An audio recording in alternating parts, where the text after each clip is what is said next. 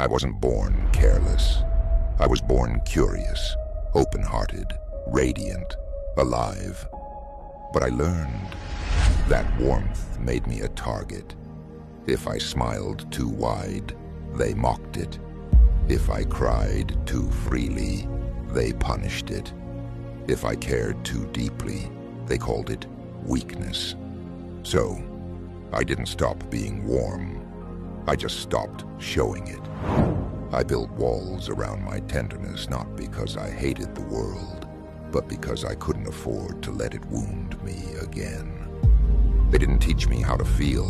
They taught me how to freeze. If I got too close, I got burned. If I pulled away, they accused me of being distant. So, I stood somewhere in the middle, half here, half hidden. That's what emotional survival looks like. You study people like storms. You prepare for downpours no one else feels coming. You armor up in places love was supposed to reach. I wasn't cold. I was forecasting chaos with every step. They praised me when I stopped needing.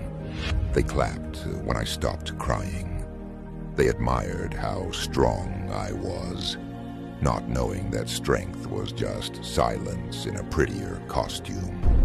Every time I swallowed emotion, they smiled.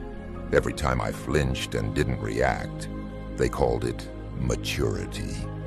But there's nothing noble about disappearing inside your own chest.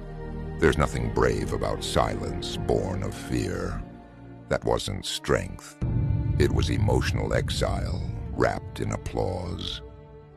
When you grow up in emotional drought, you learn to give water to everyone but yourself. I became their mirror, their container, their confessional booth, and I thought that made me good. I thought that meant I was needed. But what I really became was the one who made sure nobody else ever felt what I was drowning in. That's not kindness. That's emotional martyrdom. Hiding my warmth gave me the illusion of control. I thought, if I show less, they'll hurt me less. If I stay unreadable, they'll stop using my feelings as weapons. But withholding love from the world only turned me into a stranger to myself.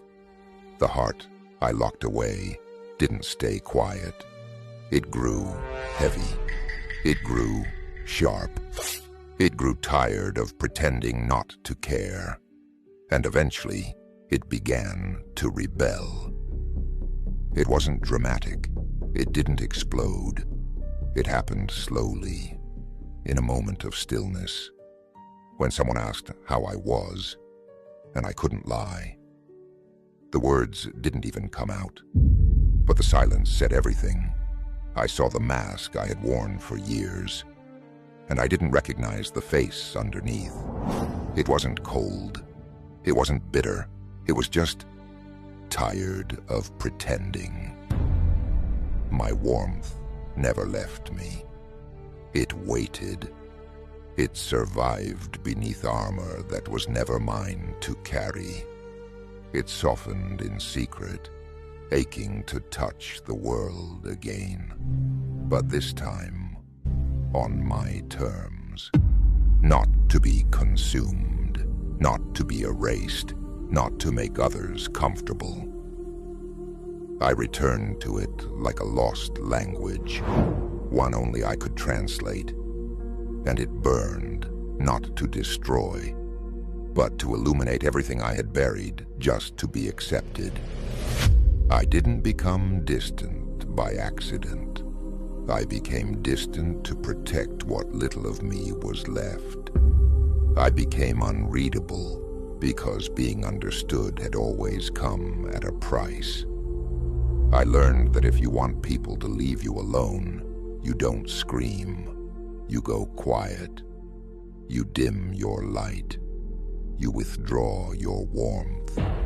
You stop showing emotion because every time you did, someone used it as a way in, just to break it.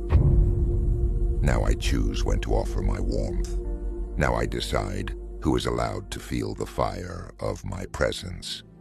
My care is no longer freely given, not because I've hardened, but because I've awakened.